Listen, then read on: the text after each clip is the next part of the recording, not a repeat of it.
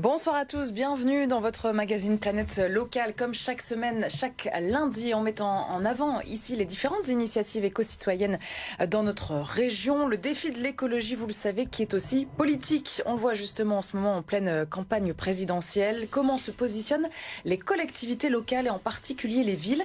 Dans le Nord, l'Ambre, les Doués, 5000 habitants, a fait de l'environnement l'une de ses préoccupations au quotidien. De quelle façon? Eh bien, on en parle avec le maire de la commune, Bernard Goulois. Bonsoir. Bonsoir à tous. Merci beaucoup d'être avec nous, d'avoir accepté notre invitation. Et Nour Ouladi nous accompagne comme chaque semaine. Bonsoir Nour. Bonsoir.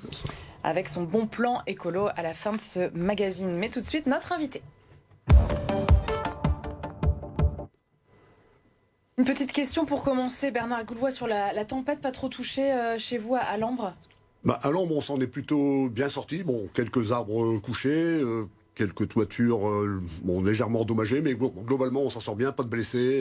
Donc voilà, des travaux de remise en état pour nos services techniques ce matin, mais bon voilà. Rien d'exceptionnel du coup. Rien d'exceptionnel. Par rapport à d'autres villes, je sais qu'il y a d'autres villes qui ont été beaucoup plus touchées et nous, on s'en sort bien. Voilà. Bon, on parle développement durable, d'environnement avec vous ce soir. La hausse des prix de l'énergie, c'est ce qui concerne aussi beaucoup les communes en ce moment, en ce début d'année. Comment vous faites pour maîtriser les dépenses qui ont augmenté? D'ailleurs, vous avez des données chiffrées à ce propos? Alors oui, quelques données chiffrées qui ne font qu'argumenter notre démarche actuelle. On était, nous, au niveau de la ville, sur tout ce qui était en consommation d'énergie, chauffage et électricité de nos bâtiments, à peu près à hauteur de 200 000 euros par an, dans le cadre du contrat précédent. Et là, avec le marché qu'on vient de démarrer, donc forcément il y a une réactualisation des tarifs, et on s'est pris une augmentation de 110 000 euros. Donc vous voyez, ça fait plus de 50% d'augmentation. Et je sais que là aussi, il y a d'autres communes, suivant la typologie des contrats, qui ont pris des augmentations bien plus importantes, quoi. Donc, d'où l'intérêt encore de renforcer et de justifier notre action sur la réduction. Vous aviez commencé justement en amont la rénovation des bâtiments municipaux. Alors, effectivement, on avait commencé avec mon prédécesseur également, c'est-à-dire qu'il y avait une approche qui était de dire on traite à chaque fois un côté de bâtiment, on refait des fenêtres, on refait une toiture, voilà. Mais jusque-là, donc ça a apporté quelques résultats, mais pas de démarche globale. Donc moi, je me suis dit, il faut absolument qu'on change de braquet, qu'on accélère. Et donc, c'était notre approche de massification des rénovations et des réhabilitations énergétiques, quoi. Et donc, concrètement, cette action, elle passe par un investissement plus important, j'imagine? Alors oui, donc on a construit effectivement ce plan d'action avec un partenaire. Et donc au niveau des investissements, donc là, on a prévu d'investir sur les 3 prochaines années 5 millions d'euros, quoi. Donc ce qui est effectivement une somme quand même considérable par rapport à notre budget. Un petit peu plus de 5000 habitants pour l'Ambre-les-Doués. Tout à fait. Donc alors même si on est une commune là, qui est plutôt bien positionnée en termes de ressources, c'est un investissement très très important, mais qui va nous permettre à terme, et donc c'est l'objet de ce marché de performance énergétique globale, de réduire notre consommation de 50%, plus de 50% globalement, quoi. Donc vous voyez, c'est extrêmement percutant, notamment par rapport à, vous parliez de la dérive des coûts de l'énergie, c'est extrêmement fort. Et si on fait la projection sur les 16 prochaines années... Oui, justement, au niveau rentabilité alors. Voilà. C'est ça qui nous intéresse. Si on va au bout des 16 années par rapport à l'augmentation du tarif de l'énergie et nous les travaux qu'on aura fait, à l'instant, si on n'en fait pas d'autres, on va réduire de 2 millions d'euros sur l'équivalent des dépenses énergie de ces 16 années, quoi. Donc ce qui est quand même pas négligeable, quoi. Bien sûr. Et ces rénovations, elles permettent aussi, j'imagine, de réduire les passoires énergétiques et de consommer plus proprement. Oui, alors il y a plusieurs approches, donc effectivement, donc forcément réduire les passoires énergétiques, développer les énergies renouvelables, donc là on va passer effectivement, on a un secteur dans le Douaisis qui est très propice à tout ce qui est géothermie. Donc on a tout notre bâtiment, les salles des fêtes et la mairie vont être chauffés quasiment par géothermie avec une chaudière. Parce que là, c'est quoi en ce moment actuellement? Chaudière gaz classique, oui.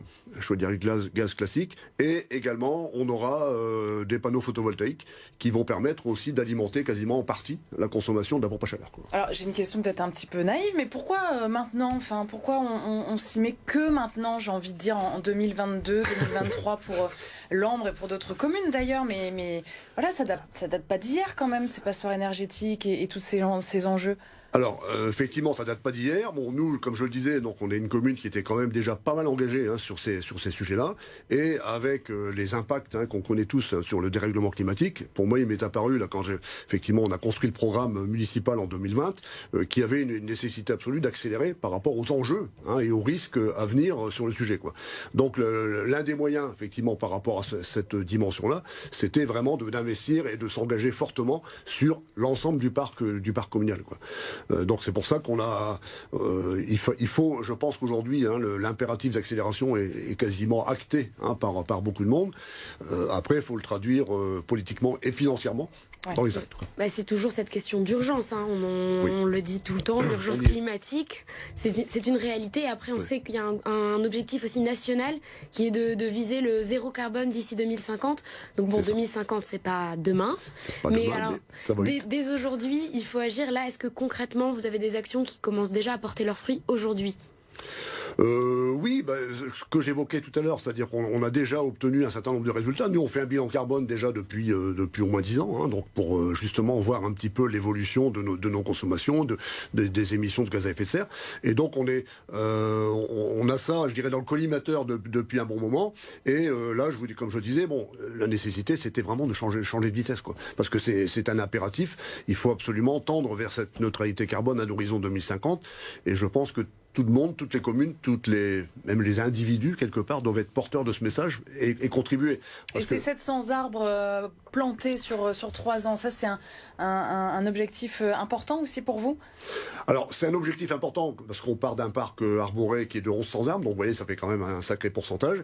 Et là aussi, c'est une contribution supplémentaire à l'absorption du carbone et aussi à la mise en œuvre d'îlots de chaleur, d'îlots de fraîcheur pour lutter contre les îlots. Voilà. C'est où alors dans la commune, du coup, c'est en périphérie ? Alors, là, principalement, sur tous nos parcs centraux dans la ville. Donc là, on a augmenté pour que les gens puissent trouver des zones où ils puissent se rafraîchir à l'abri des arbres. On sait tous très bien que les arbres permettent ce genre de choses. Disséminés dans la ville. Voilà, c'est ça. Et là, il y a une zone qu'on a repris, sur laquelle on a repris la main à peu près 4000 m², qui va être, on va dire, une espèce de petite forêt urbaine qu'on va planter prochainement, quoi. Et les habitants, justement, vous sentez qu'il y a un retour intéressant de leur part ? Ils vous en parlent, justement, de ces initiatives ? Alors, je pense qu'il y a une sensibilité là aussi qui est croissante, qui est effectivement par rapport à ça, et je pense que il y a une approbation quelque part de ce qui est lancé. Et notre démarche en parallèle, c'est effectivement de dire voilà, la collectivité doit être exemplaire et tracer la route. Mais l'idée, c'est derrière de dire, voilà, on fait de la réhabilitation énergétique. Pourquoi vous la faites pas chez vous ? On va vous accompagner, éventuellement, sur notamment du conseil. Déjà, c'est important. Et voilà, on réfléchira. Pour l'instant, on l'a pas encore fait, mais peut-être sur des accompagnements financiers dans la mesure du possible. Mais c'est pas encore fait. Mais on y réfléchit fortement, quoi, pour accélérer cette démarche de progrès, quoi, vers la neutralité carbone, quoi. Très important, quoi. Les cantines bio, c'est un projet aussi que vous défendez, le local, le labellisé. Vous en êtes où dans ce projet en ce moment ? Alors là aussi, donc on a obtenu dernièrement le label territoire bio engagé. On est actuellement à 36% sur nos repas des cantines scolaires, à 36% de bio et à 50% de bio plus tout ce qui est achats locaux. C'est-à-dire on fait travailler, là ça aussi c'est important, c'est notre dimension du développement durable, mais faire travailler les producteurs locaux. Donc là il y a vraiment une volonté forte qui est engagée aussi depuis de nombreuses années, mais là aussi qui est en train de s'accélérer, et l'objectif c'est qu'on soit très très vite à 50% de bio dans les cantines, quoi. Un modèle pour les autres communes de la région Lambre-les-Doués. Merci beaucoup Bernard Gaulois d'avoir été avec nous dans le magazine Planète Locale, et vous restez bien sûr avec nous pour le bon plan écolo de Nour. Nour qui nous apprend à dire non ce soir. Pourquoi ? Oui, Marie, un grand oui. Pour le bien de notre planète, il faut parfois savoir dire non. Dire non au ticket de caisse, par exemple. C'est vrai que chaque jour, à chaque achat, on en a toujours plus dans la poche. Alors oui, certains en ont peut-être besoin pour faire leur compte ou garder un justificatif, mais impossible que tous ces tickets de caisse vous soient tous utiles. Soyons honnêtes, ils finissent souvent froissés ou en boule, dans votre sac, dans nos poches, en miettes dans la machine ou même par terre dans la rue. Alors on n'hésite pas à prévenir le commerçant quand on n'en a pas besoin. Les commerçants qui s'y mettent d'ailleurs, avec une version un petit peu dématérialisée. Oui, il y en a beaucoup, on peut souvent en obtenir par mail, et si vous en avez vraiment besoin, par exemple, pour échanger un article, quand vous réglez aussi par carte bancaire, vous pouvez aussi demander tout simplement l'annulation de l'impression du ticket. Et il faut aussi dire non aux sacs plastiques, même s'il y en a de moins en moins dans les commerces. Il y en a encore souvent pour les fruits et légumes dans les supermarchés. On dit non aussi aux sacs en papier à la boulangerie. Même s'il est recyclable, parce que ça se fait de plus en plus quand même. Oui, même si ces sacs sont recyclables, ça reste un déchet que l'on peut très facilement éviter en ayant par exemple avec sur soi un sac en toile. Au restaurant aussi, il y a pas mal de choses que l'on peut refuser. Comme les pailles. Ah oui, ça fait plusieurs années qu'on en parle de ces pailles. Celles en plastique sont interdites depuis plus d'1 an maintenant, c'est vrai, on peut le rappeler, mais on nous en donne souvent en papier. Exactement, en papier, comme les serviettes qui sont parfois et encore trop souvent en papier. Et ça aussi, on peut les refuser. Et comment on fait? Alors déjà, on ne s'essuie pas sur son pantalon pour commencer, mais tout simplement en apportant avec soi une serviette en tissu. Alors oui, je vous l'accorde, ce n'est pas un réflexe qu'on a, et ça peut même paraître un peu étrange sortir sa serviette en tissu, mais avec un peu d'organisation, c'est tout à fait faisable.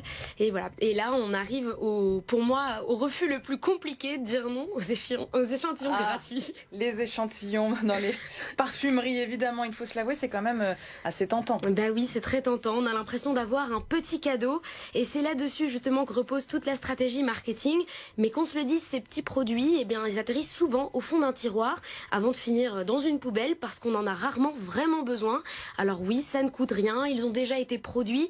Alors pourquoi s'en priver? Parce qu'en acceptant ces échantillons, on pousse en quelque sorte les marques à continuer à en produire toujours plus. Ça c'est vrai. Merci beaucoup pour cet éclairage et ces bons conseils. Nour, à la semaine prochaine. Avec plaisir. Merci Bernard Goulois d'avoir été notre invité également ce soir. On se retrouve demain pour parler économie avec le président de la Chicorée Leroux.